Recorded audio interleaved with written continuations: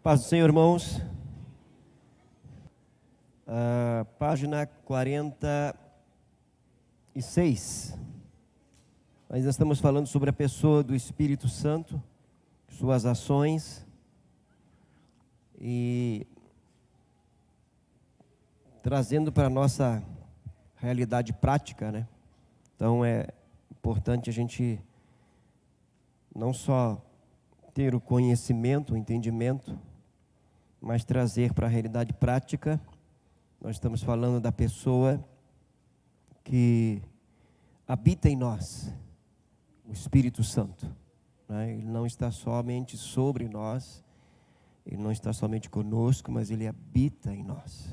Somos morada do Espírito Santo. Muito bem. Evangelho de João, capítulo 15, verso 26. Evangelho de João, capítulo 15, verso 26. Por favor, alguém.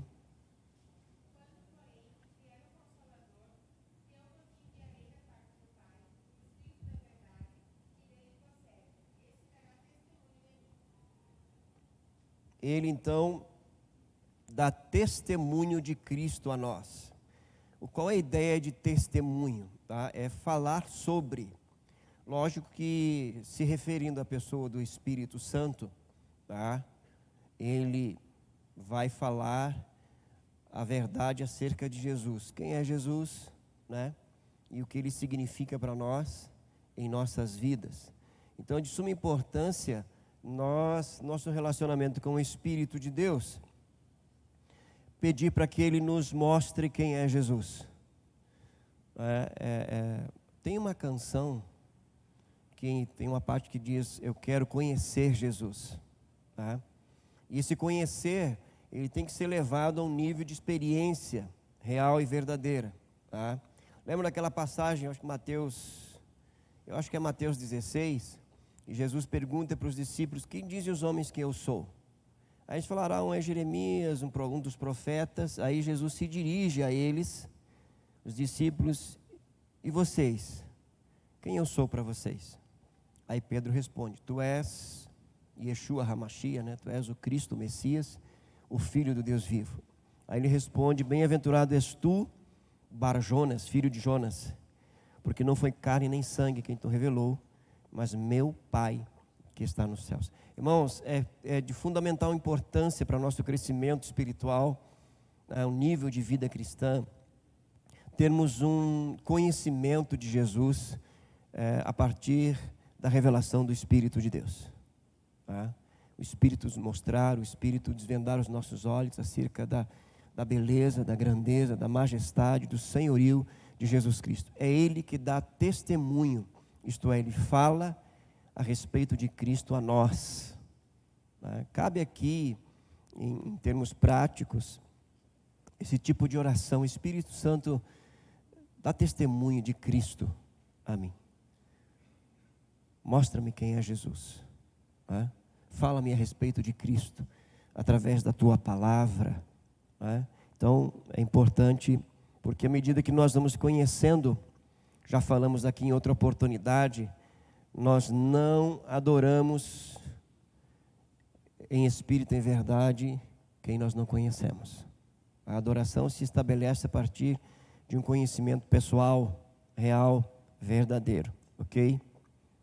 Toda e qualquer expressão de culto sem conhecimento, ela é caracterizada pela idolatria, ok? Atos capítulo 16, versos 6 e 7. Atos 16, 6 e 7. Passando pela Frígia e pela província da Galácia, foram impedidos pelo Espírito Santo de anunciar a palavra na Ásia. E quando chegaram a Mísia, intentavam ir para Bitínia, mas o Espírito não o permitiu. Essa expressão aqui, tendo sido impedidos, ela é muito forte, né? Ela traz uma ideia de se opor, tá? De realmente impedir, tá? De se colocar em impedimento.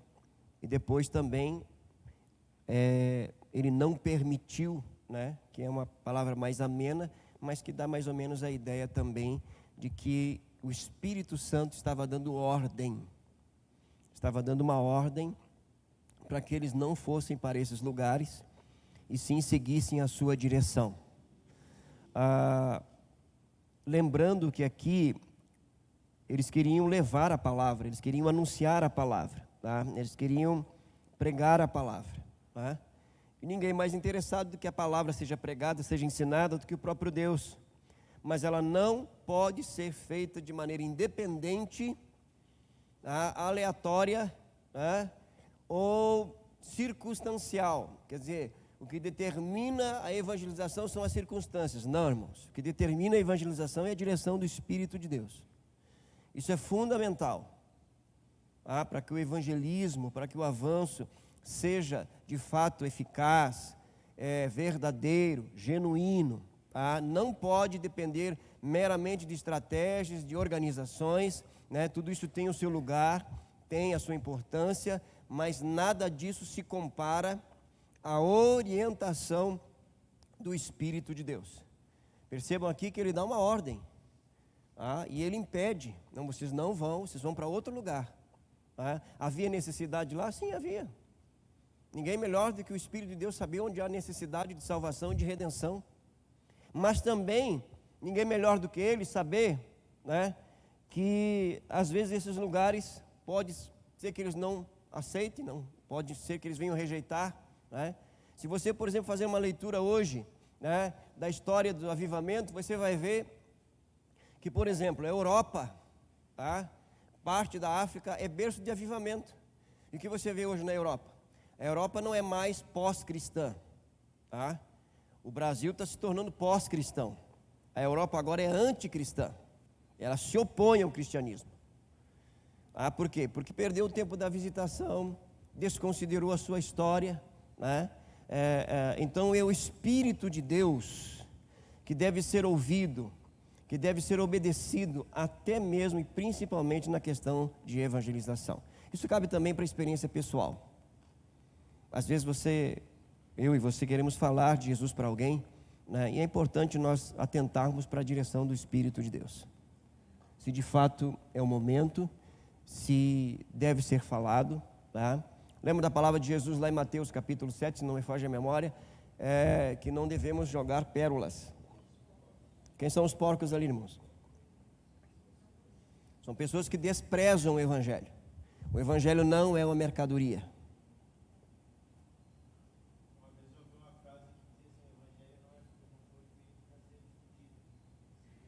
Pregado, tá?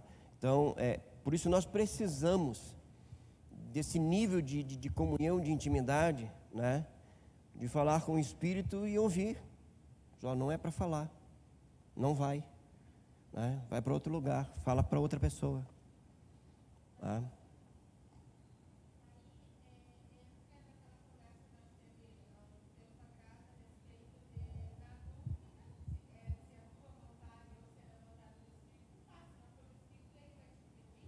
Ok. Isso. A Ângela me questionou muito sobre essa questão, porque eu fiz várias vezes essa afirmação, né? Na dúvida, faça. Como é que você vai saber se é ou não? Fazendo, tá? Só que esse é o primeiro nível de discernimento sobre a direção do Espírito. O segundo nível é esperar até que ele fale. Enquanto ele não falar, não se faz nada. Nós não perdemos tempo esperando um direcionamento do Espírito de Deus. Nós perdemos tempo avançando, tentando fazer do nosso jeito o que não é a direção dele. Então, um outro nível de entendimento e discernimento, né, na nossa comunhão com o Espírito de Deus. Haverá momentos que nós vamos fazer, e ao fazer nós vamos saber que foi Ele que nos dirigiu, mas haverá momentos que nós vamos ter que esperar, e talvez esse ponto seja um dos mais desafiadores para nós. Esperar a direção, esperar a orientação, não agir antes de ter a convicção, a certeza do testemunho do Espírito no nosso espírito, de que Ele está nos dirigindo, que é Ele que está nos orientando. Irmãos, há um desejo, um anelo na pessoa do Espírito de Deus, de ter esse nível de comunhão com cada um de nós. Nós somos templo do Espírito, amém? Então não existe um templo especial do Espírito de Deus. Não, esse templo aqui, ele é especial. Esse aqui está começando. Não. Nós somos o templo. A única diferença, irmãos, é na verdade nós nos deixarmos ser conduzidos por Ele. Então, escute bem. É anelo, é desejo do Espírito de Deus ter esse nível de comunhão com cada um de nós. Cada um de nós. Nossa diferença, irmãos, é uma só, a nossa função no corpo. Só isso. Temos funções diferentes, mas somos irmãos em Cristo. Já temos dito aqui, por exemplo, eu, antes de ser seu pastor, um dos seus pastores, eu sou irmão em Cristo. Isso deve ser levado em consideração. Isso significa, dentre outras coisas, significa que o Espírito que habita em mim, habita na sua vida também. O Espírito que fala comigo, fala com você. O Espírito que me leva, aí me conduz, me dirige, me usa segundo o dom e ministério que o Senhor me concedeu, também te leva, te conduz, te dirige segundo o ministério e o dom que Ele te deu. A diferença está apenas na função. O Espírito é o mesmo. Então não tem aquele mais, aquele menos. É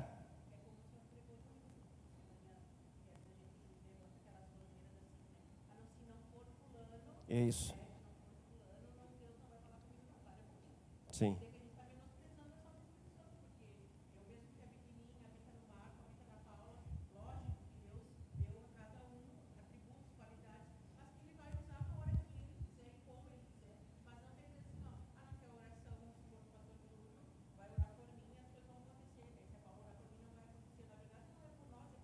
É por Ele. Exatamente.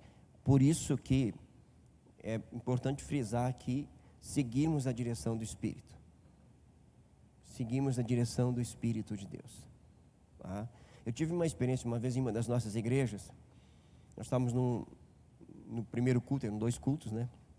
O primeiro culto, já na metade do louvor, e era eu que ia pregar, estava na escala, e chega o bispo Elisiário. Ele chegava, ele não avisava, né? Eu morava ali perto, aquela coisa, chegou o bispo. E eu fui falar com o pastor.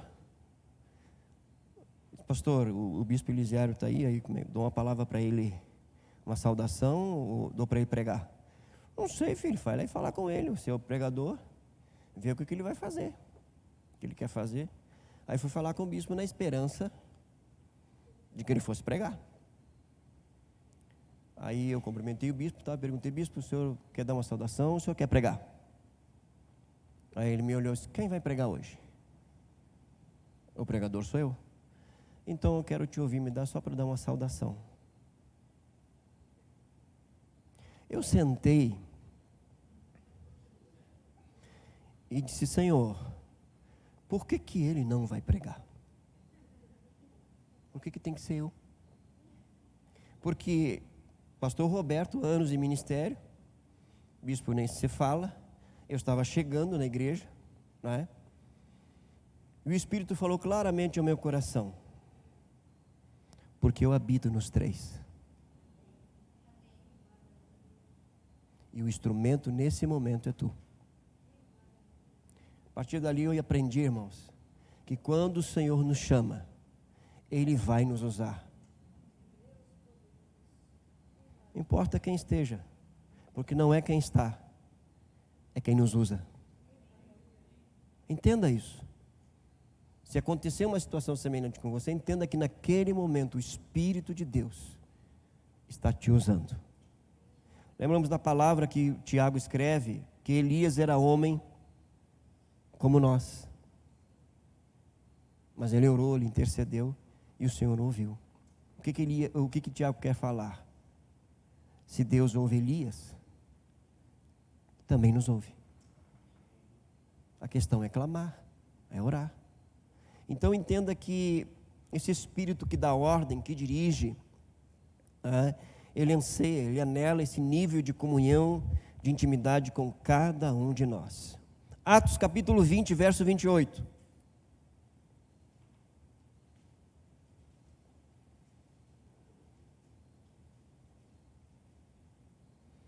Sabe o que eu estou me dando conta agora?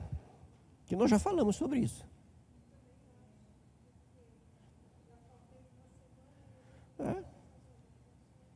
Nós já falamos. Mas vamos ler, depois a gente avança um pouquinho. É Atos capítulo 20, verso 28. Eu me dei conta aqui por causa do texto. Pode ler. Atos 20, 28.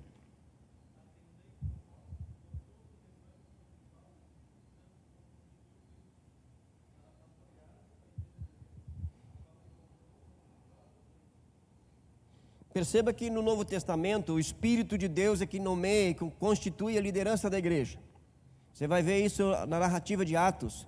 O Espírito de Deus separando pessoas para algumas missões específicas e também para funções na igreja. Então, é Ele que nomeia. E aí nós temos algumas implicações, nós já falamos sobre isso, mas dentre elas, nós já falamos sobre esse princípio de autoridade, de reconhecer, mesmo que de repente haja alguma discordância, mas reconhecer. Se foi o Espírito que constituiu, separou, deixa que o Espírito lide com ele. Agora, por outro lado também, isso implica em nós estarmos abertos à nomeação do Espírito de Deus com relação às nossas vidas. Porque o Espírito de Deus, Ele nomeia a partir daí. Ele nomeia a partir da congregação. Ele não vai nomear quem não está na congregação. Você faz parte do corpo, você pode ser nomeado por Ele, separado por Ele por alguma função. Quem já teve essa experiência aqui de ser separado? De entender que o Espírito separou para uma função no corpo? Então isso é extremamente importante. O exercício da sua função, está intimamente ligado a quem te separou, quem te nomeou. Quem te separou e quem te nomeou? O Espírito Santo. Ele te colocou no lugar certo. Entenda uma coisa, leve isso em consideração. O Espírito Santo não erra nas funções que Ele distribui ao corpo. Ele não erra nos dons que Ele concede aos membros do corpo de Cristo. Ele é Deus. Ele não errou no dom que Ele te deu. Ele não errou na função que Ele te colocou. Então exerça, se disponha, busque nele graça, sabedoria, direção. Peça para que Ele te use. Peça para que o Espírito de Deus te use na função que Ele te colocou. Porque ao te usar na função que Ele te colocou, na sua instrumentalidade, Ele vai estar edificando o corpo de Cristo. Ele vai estar aperfeiçoando o corpo de Cristo através do exercício da função que Ele te colocou. Seja ela qual for. Não limite a edificação do Espírito de Deus à igreja, a pregação, o ensino, o louvor. Cada função exercida no corpo de Cristo foi instituída e estabelecida pelo Espírito com um propósito: a edificação e o aperfeiçoamento dos santos. Portanto, toda função é importante. E a sua importância está no fato de que é Ele quem separa, é Ele quem nomeia. Nós falamos sobre a blasfêmia, nós falamos sobre entristecer, Nós já falamos sobre isso, então nós vamos avançar aqui. O ministério do Espírito Santo. Na famosa frase de Billy Graham, citada anteriormente, destacamos que após o evento do Pentecostes, o Espírito Santo é que passou a atuar entre os homens, conforme o plano perfeito de Deus na história da humanidade. Então nós vamos ver essas atuações. Primeira delas aqui, Evangelho de João, capítulo 14, verso 16, a parte A do versículo, então a primeira parte do versículo. Evangelho de João, capítulo 14, verso 16.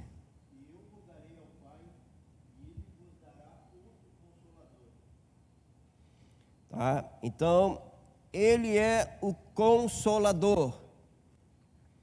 Essa palavra aqui, ela é importante. Ele diz assim: eu rogarei ao Pai, e Ele vos dará outro Consolador.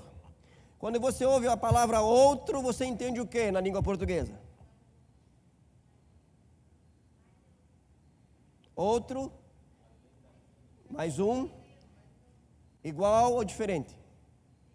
Diferente. No português geralmente é diferente. No grego aqui é da mesma essência. Outro aqui é da mesma natureza. Então, o Espírito Santo é Deus tanto quanto Jesus e o Pai. Eu rogarei ao Pai, e Ele vos dará, é uma dádiva, outro Consolador. O Espírito Santo é Consolador. Você vai repetir comigo essa palavra no grego? Porque ela é importante. Paracletos. Paracletos, tá? Essa palavra, ela significa o seguinte: convocado a estar ao lado de alguém, convocado a ajudar alguém, tá?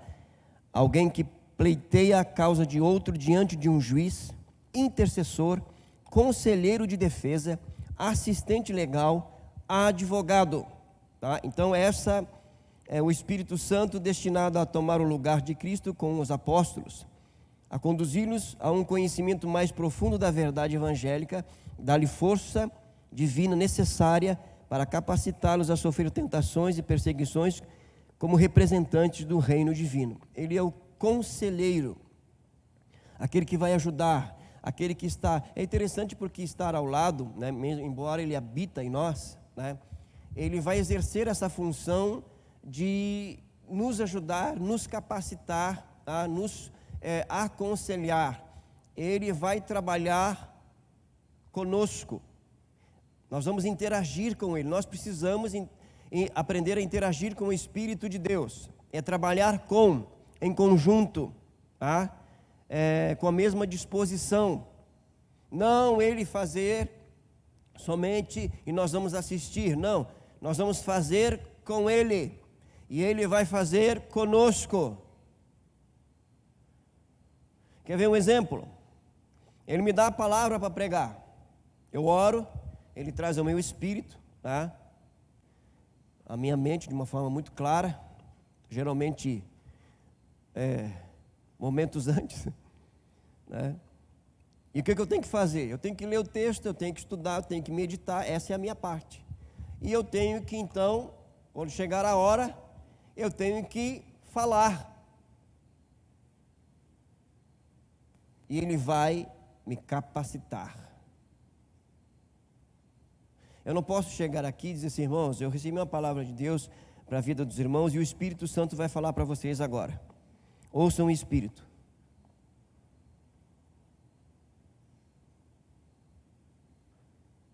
Sabe que nem aquela irmã chegou para o pastor assim: pastor, eu tenho uma palavra para entregar para a igreja. Tá bom, a irmã, tá, pode entregar. Mandei um microfone para ela. E ela começou a gesticular. E aí, pastor, a irmã não está falando nada. Não, é só para quem tem ouvidos, pastor. Quem não tem, não vai ouvir.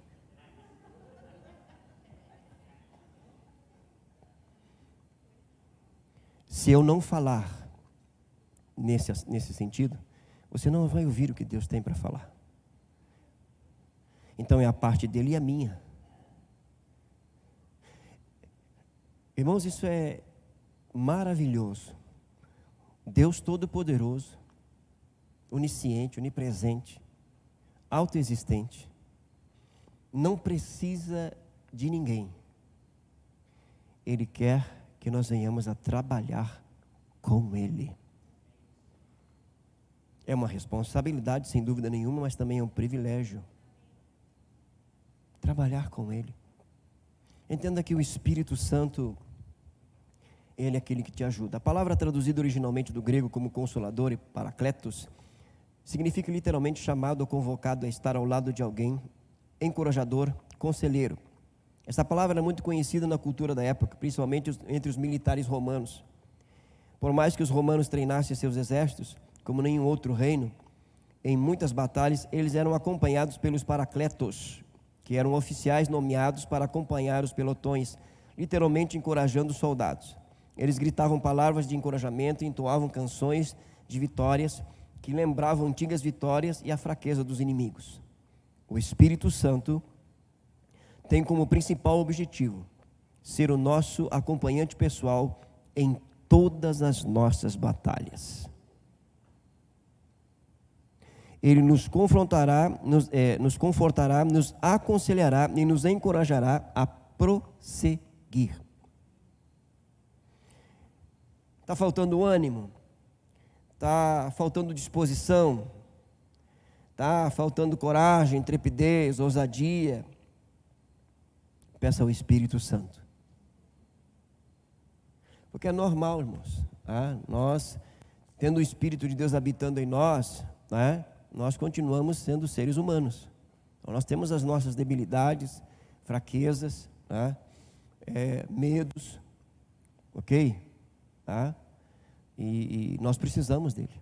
E ele está justamente presente em nós para nos encorajar, para nos motivar, para nos confrontar e dizer: você não pode desistir agora, você tem que continuar.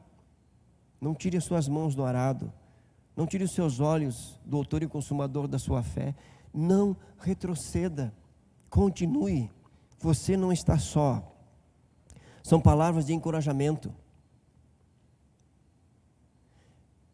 Você quer motivador, aquele motivador maior do que o Espírito Santo? Você está precisando dessa motivação? Peça para Ele. Espírito, eu estou cansado, eu estou exausto, eu estou com medo, eu estou desencorajado, eu estou sem esperança, sem expectativa nenhuma. Me ajuda. Ele vai te encorajar, Ele vai te impulsionar. Se for preciso, Ele vai gritar no teu ouvido. Mas Ele está aí para isso. Não somente isso, mas há uma outra função. Evangelho de João, capítulo 14, verso 26.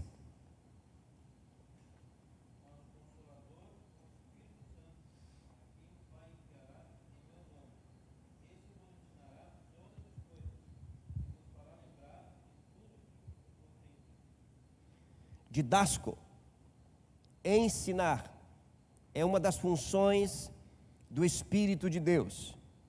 Ele é mestre por excelência, Ele nos ensina. Mas olha só, o sentido desta palavra, ensinar: conversar com outros a fim de instruí-los, pronunciar discursos didáticos, ser um professor, desempenhar o ofício de professor, conduzir-se como um professor, dar instrução, instilar doutrina em alguém, algo ensinado, explicar, ensinar, conduzir.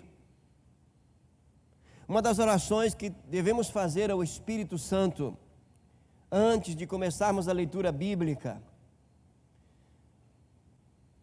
pode ser essa: Espírito de Deus, tu inspiraste o autor sagrado,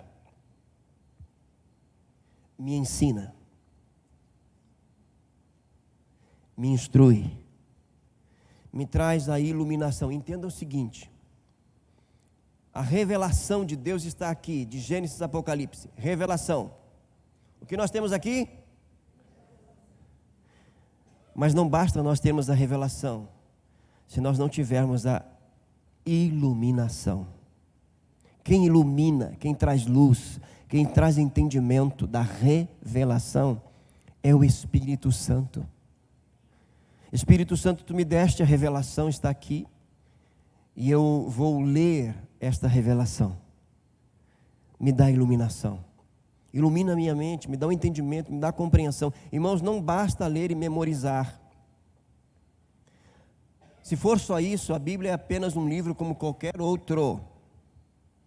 Para que ela se torne de fato em nossas vidas a viva e eficaz, a palavra viva e eficaz, ela precisa ser iluminada pelo Espírito de Deus no nosso entendimento, na nossa compreensão.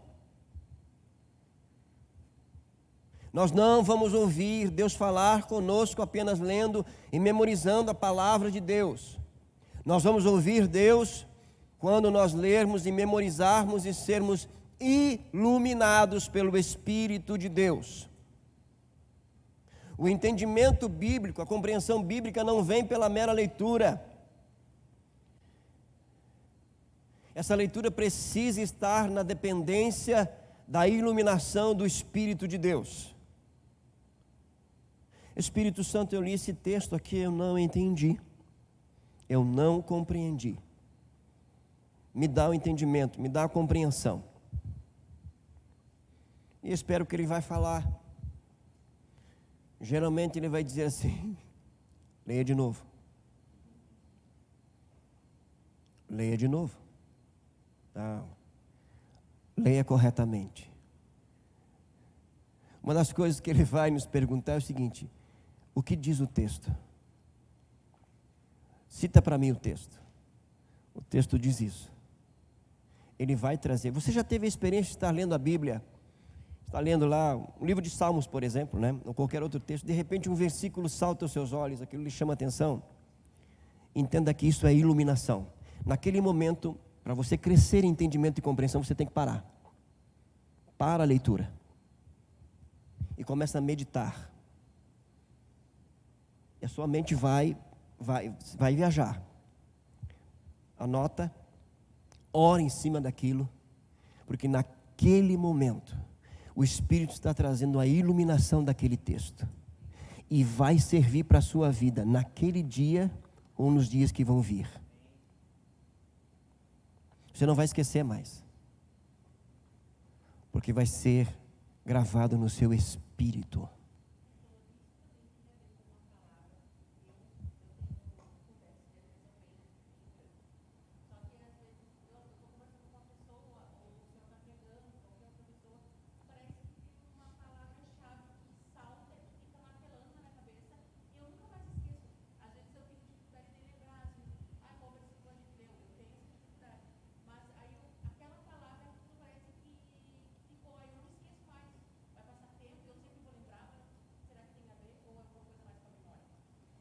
É com as duas coisas, porque o que acontece? Todos os nossos sentidos, capacitação vem de Deus. Tá? E não só para nós fazermos na leitura das coisas naturais, mas das espirituais também. Embora as questões espirituais vão além, tá? Mas elas vão passar por esses meios naturais. Tá? A memorização, a leitura, o entendimento, a atenção, né? Uma das coisas que nos ajuda a vencer a distração, né, a falta de atenção, é o seguinte: é o exercício de capacidade. Qual a sua capacidade de foco? Quanto tempo você consegue focar em uma leitura? 5 minutos? 2 minutos? 10 minutos? Então, use esse tempo e faça a leitura nesse tempo. E medite no que você leu. Você vai ver que, ao se exercitar, esse tempo vai aumentar gradativamente. E você vai vencer a distração, porque é um exercício. Se nós não exercitarmos, nós não vamos vencer, vamos regredir. Então é importante, outra coisa, qual o período do dia, tá? Quando eu falo dia, 24 horas, em que a sua mente está mais ativa. Para mim é de manhã. Eu posso fazer devocional de tarde, de noite, mas é diferente se eu faço pela manhã. Eu gravo mais. A Ângela já faz outro horário. Você tem que saber qual é o seu horário, em que sua mente está assim, focada. Entendeu? Tem gente que é o meio-dia, antes do almoço, depois do almoço. Depois do almoço eu vou giboiar, me dá sono mesmo. Então, para mim não funciona esse negócio. Você sabe qual é o seu horário, que a sua mente está mais focada, é nesse momento que você tem que ler e meditar.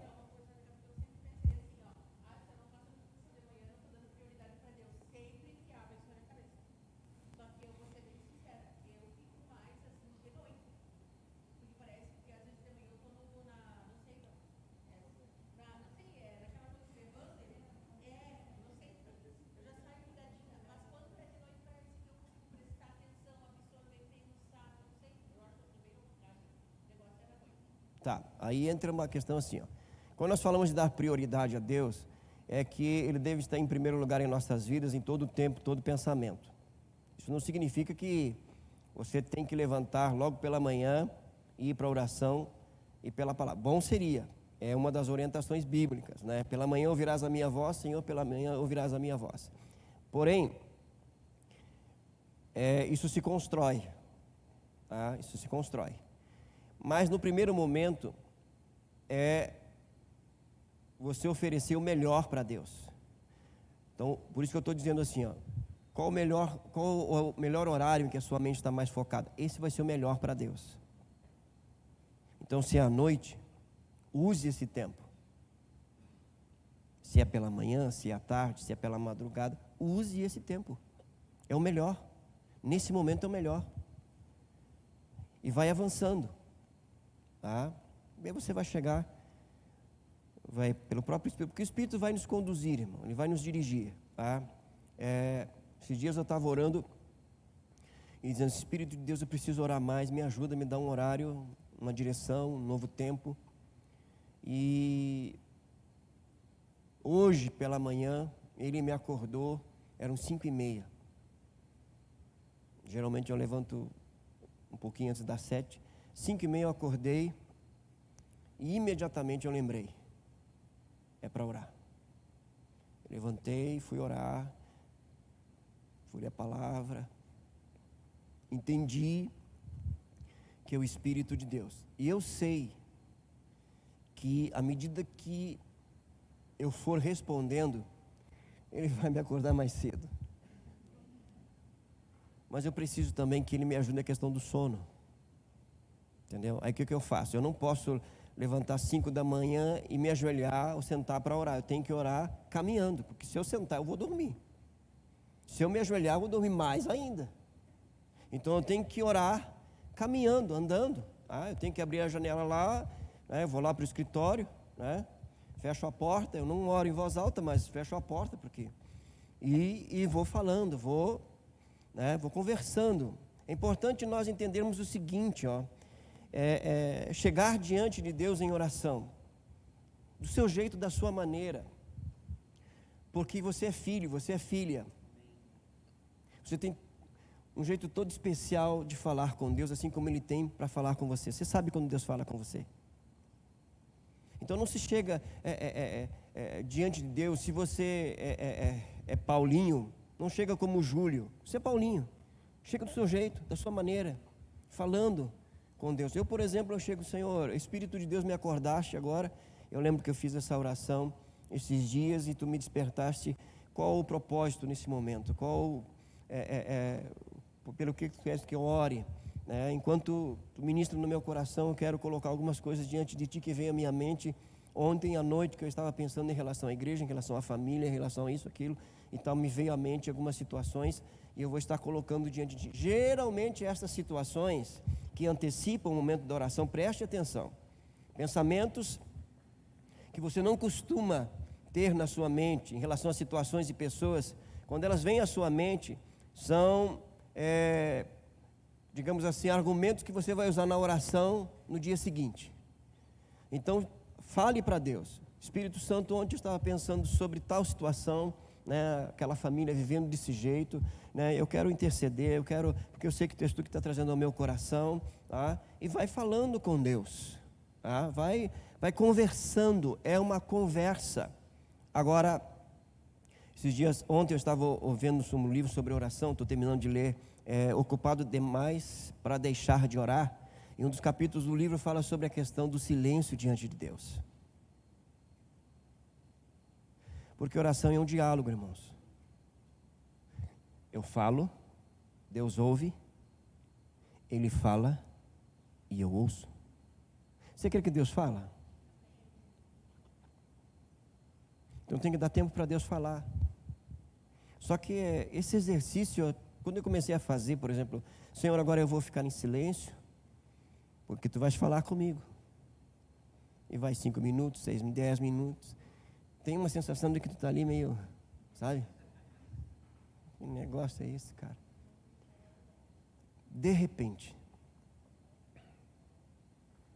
de repente, você percebe a presença.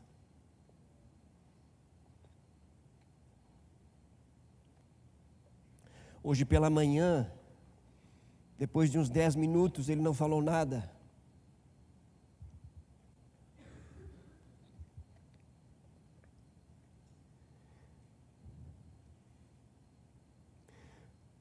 Mas eu percebi quando ele entrou na sala.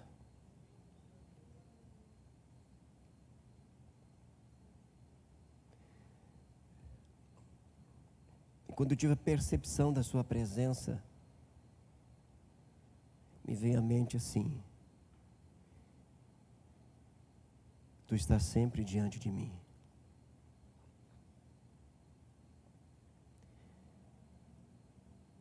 Contempla, desfruta da minha presença. Passado alguns minutos, veio claramente ao meu coração: aquietai-vos e sabei que eu sou Deus. Irmãos, a pessoa mais interessada é Ele. Ele nos resgatou para isso, para a comunhão. Então, são exercícios que vão nos ajudar a ouvir Deus, a ouvir o Espírito Santo. Ora, se Ele é o mestre, né, se Ele que ensina, e Ele ensina através de uma conversa, vamos conversar com Ele. Você já conversou com Ele? Quem já conversou com Ele? Não é bom? Ele fala, não fala? Jesus foi o grande mestre da humanidade, mas o Espírito Santo foi quem deu sequência a essa obra, acompanhando os discípulos de Cristo, eles ensinando que fosse necessário, também relembrando tudo o que Jesus disse. Diante de desafios, como o que devemos falar em situações de pressão e de enorme responsabilidade, a Bíblia nos diz que Ele nos inspirará a falar da melhor forma para não sermos envergonhados. Ele vai falar através de nós. Mas antes de falar através de nós, eu estava ouvindo uma pregação esses dias sobre oração, e o pregador dizia o seguinte, uma pregação lá de 1940 e pouco, uma pregação antiga, um pregador antigo, e ele dizia o seguinte: se você quer falar aos homens corretamente, aprenda a falar com Deus em primeiro lugar. A capacidade, a autoridade, a desenvoltura de falar diante dos homens, ela é fruto da nossa conversa com Deus. Imagina você, se você consegue conversar com Deus, o Criador do universo, o onipotente, onipresente, onisciente, que habita em luz imarcessível, que habita no alto e sublime trono, mas também habita com o quebrantado e contrito de espírito, com quem você não vai falar? Quem vai colocar em você algum tipo de temor se você fala com Deus?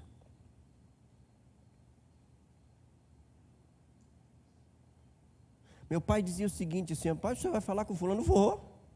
Você vai? Vou. Se eu falo com Deus, por que eu não vou falar com ele? Sabe, parece uma coisa meia... Mas se você fala com Deus, Deus fala com você. Qual é o problema de falar com quem quer que seja? Você está falando com a autoridade máxima. Desenvolva isso.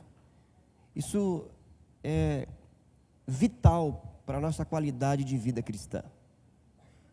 Diálogo, ouvir Deus. Em alguns momentos em que você cultivar o silêncio, e eu sei que para esta geração o silêncio é desafiador, mas entenda que o silêncio é terapêutico.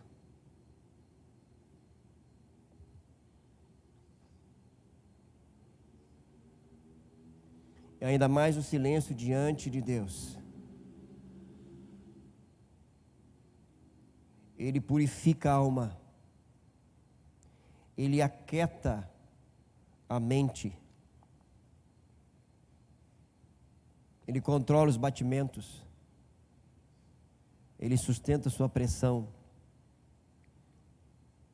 Esclarece os seus pensamentos. Articula suas palavras. O poder não está no silêncio. O poder está na presença de quem nós estamos. Mas o silêncio é o meio do fluir da sua graça, do perceber a sua presença. Entenda que Deus quer que cada um de nós, em um momento de oração, de adoração, que você se retira para falar com Ele, e que você fica em silêncio. Ele quer que você tenha a experiência de que você perceba que Ele está ali. Eu usei a expressão, eu percebi quando Ele entrou na sala, mas na verdade Ele já estava lá. Ele apenas manifestou a sua presença naquele momento e se fez perceber, se fez sentir. Se você não teve ainda essa experiência, se abra para ela. Deus quer te conceder a percepção. E quando você começar a se exercitar nessa percepção, no seu particular, no seu individual, você vai ter essa percepção em qualquer ambiente. Você vai chegar em uma repartição pública, em uma faculdade, em uma escola, no seu lugar de trabalho. Você vai entrar na igreja e você vai perceber a manifestação da sua presença. Das mais diversas formas. Mas eu quero dizer para você que Ele vai te dar essa sensibilidade. Deus não é uma utopia.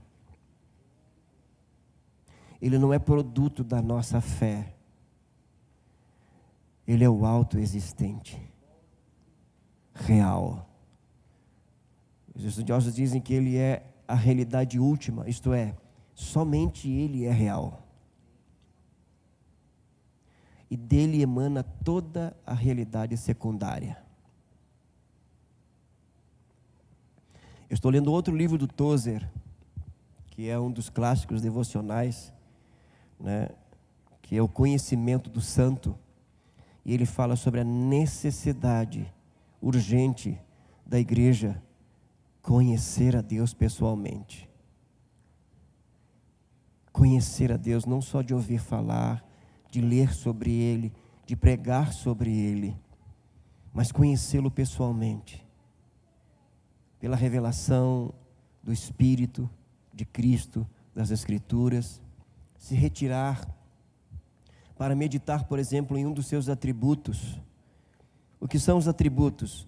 É aquilo que Ele é. Deus é amor. Ele não tem amor. Nós temos amor porque nós recebemos. Ele não recebe nada de ninguém. Ele é amor. Deus é Pai. Deus é bom. Deus é santo. Ele é onipotente. Ele é onipresente, onisciente. Ele é glorioso, majestoso, magnífico, excelso, supremo, infinito, eterno, misericordioso, longânimo, benigno. Ele é santo, Ele é justo, Ele é real. Terminou meu tempo aí ou não? 5 minutos. 5 minutos para você contemplar a presença de Deus aí onde você está. Fale para Ele o que está no seu coração.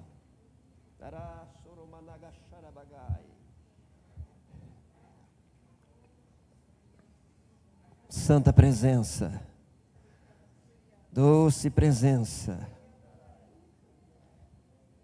se libere na sua presença,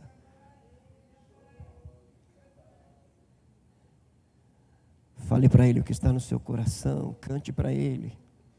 Se deixe inundar nos seus pensamentos com a grandeza e com a majestade da presença única. Espírito Santo, não queremos apenas falar sobre Ti, ler sobre Ti. Nós queremos comungar contigo, Espírito Santo. Tu és real. Habitas em nós. Tu nos faz perceber a presença do Pai, do Filho, a Tua presença. Desperta-nos para essa realidade, para esse nível de comunhão, pois Tu és o nosso Paracletos, Tu és o nosso Mestre. Dá testemunho no nosso espírito acerca de Cristo, o Espírito Santo. Nos chama para a comunhão pela manhã, pela tarde, à noite, pela madrugada. Enquanto dormimos, enquanto descansamos, se tiver que termos sonhos, que sejam sonhos do Senhor. Visita o sonho deste homem, desta mulher, desta jovem, deste jovem. Visita o sonho, o espírito desta criança, deste pré-adolescente, deste jovem. Traz sonhos reveladores, proféticos. Espírito de Deus, nosso ambiente de trabalho, em nossa casa, a andarmos pelas ruas desta cidade, Santo Espírito de Deus, queremos Te perceber, ter a Tua direção, quando falar, quando se calar, quando interceder, quando louvar, quando adorar, porque Tu és real. Nós Te damos graças por Tua presença em cada um de nós e por Tua presença manifesta neste lugar. Ensina-nos a interagirmos contigo, ó Espírito, com cânticos, com hinos espirituais, as línguas que Tu nos concede, ó Espírito Santo, para falarmos contigo, pensamentos, sentimentos profundos a respeito da Tua majestade, da Tua grandeza. Ensina-nos a perceber a Tua direção, a Tua orientação, o Teu falar, doce e Santo Espírito de Deus. Nós Te damos graças, mais uma vez, por nos conduzir no tempo de oração, por nos conduzir na escola bíblica, falando às crianças, falando aos pré-adolescentes, falando aos adolescentes jovens, aos adultos, aqueles que estão se preparando para o batismo, aqueles que já se batizaram, estão iniciando essa caminhada. Tu ensina, Tu instrui, Tu traz o entendimento e a compreensão.